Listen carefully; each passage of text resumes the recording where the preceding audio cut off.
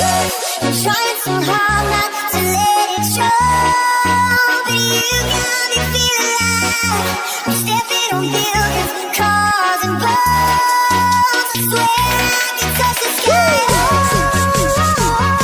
I'm 10 feet tall. Oh, I'm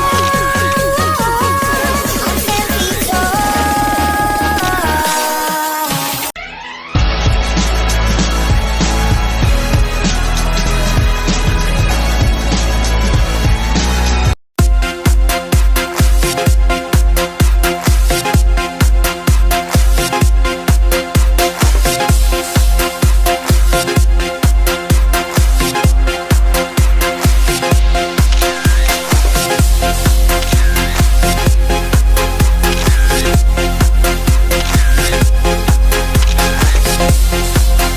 Yo mga Monggi! Welcome back to my channel. At ngayon nga ay nandito ako sa Zhongli District, dito sa Taoyuan. Kasi nga medyo nakakahiligan ko ngayon ng photography at nagpunta nga kami dito para nga isagawa yung street photography. Yan, first time kong gagawin yon. At nandito na rin lang tayo. Magki-quick tour na rin tayo dito sa Zhongli kung bakit gustong puntahan ito ng mga Pinoy. Yan. Pag nandito nga sa Taiwan, isa ito sa mga lugar na kung saan kilalang kilala ng mga Pinoy. Kaya stay ka lang dyan ha, at tayo'y mamamasyal.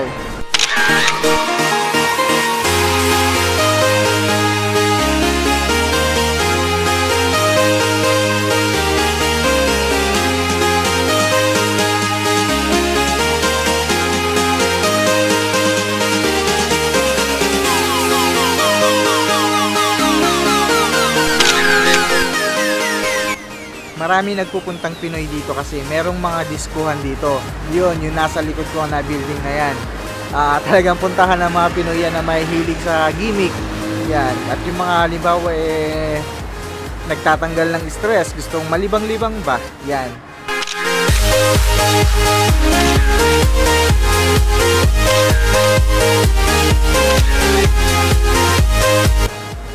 Isa nga sa dahilan kung bakit maraming Pinoy dito na nagpupunta kasi napakaraming outlet dito ng mga kilala nating brand. Katulad halimbawa ng Nike, Adidas, yan, napakarami dito, kaliwat kanan yung mga outlet dito. Tapos meron din yung mga boutiques yan na kahit saan makakita ka. Mahilig mag-shopping. Yan, tapos yung halimbawa nagtitipid.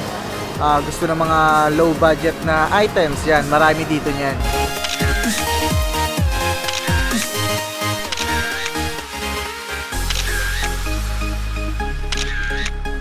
Paborito nga puntahan ng mga Pinoy ito kasi napakaraming kainan dito, kaliwat kanan yung mga Pinoy foods. Tapos yung mga mahilig bumili ng gold, yan, napakarami nga ng bilihan ng gold dito. At habang naglalakad ka, kahit sa ang sulok, merong mga claw machine tulad nito. Yan, wawa ang tawag dito. At isa nga ako sa mga addict dito eh.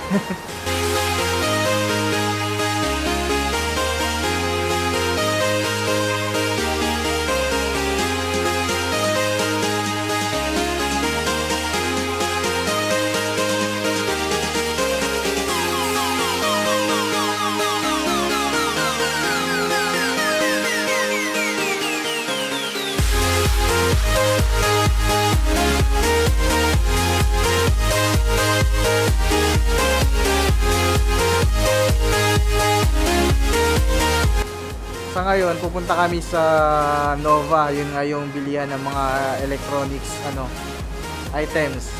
Kasi meron kaming hanaping mga accessories sa camera namin. Yung kasama ko medyo yayaman din yung camera niya. Wow!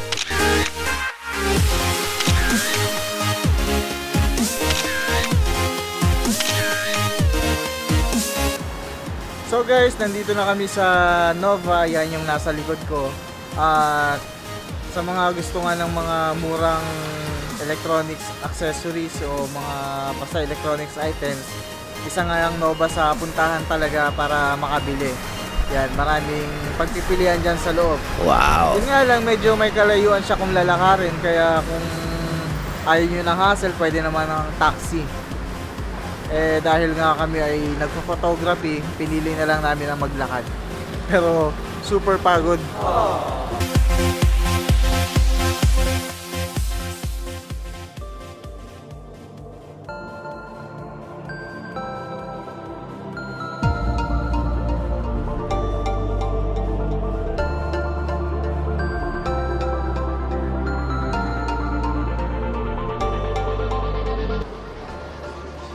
Okay, nandito na kami sa loob at yan, marami nga tayong pwedeng mabili dito tulad ng mga gadgets yan, laptop, cellphone, cameras, tapos kung ano pang mga accessories ang kailangan nyo, marami kayong pagpipilian dito.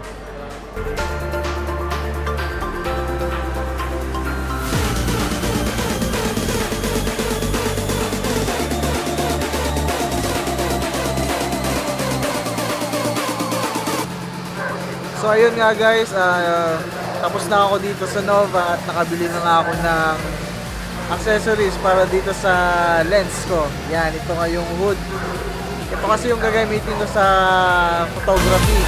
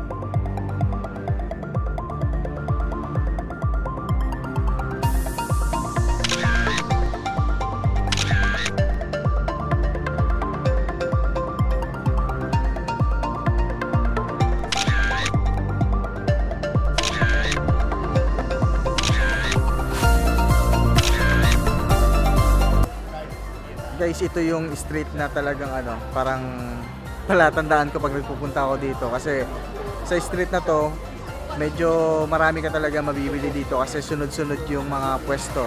Yan, mga bilihan ng damit, tapos grocery, yan, mga outlet, bilihan ng alahas at kung ano-ano pa. Tapos ito nga yung isang perfect location din para sa street photography. Yan, kasi ang kulay ng paligid lalo kapag gabi, katulad nito.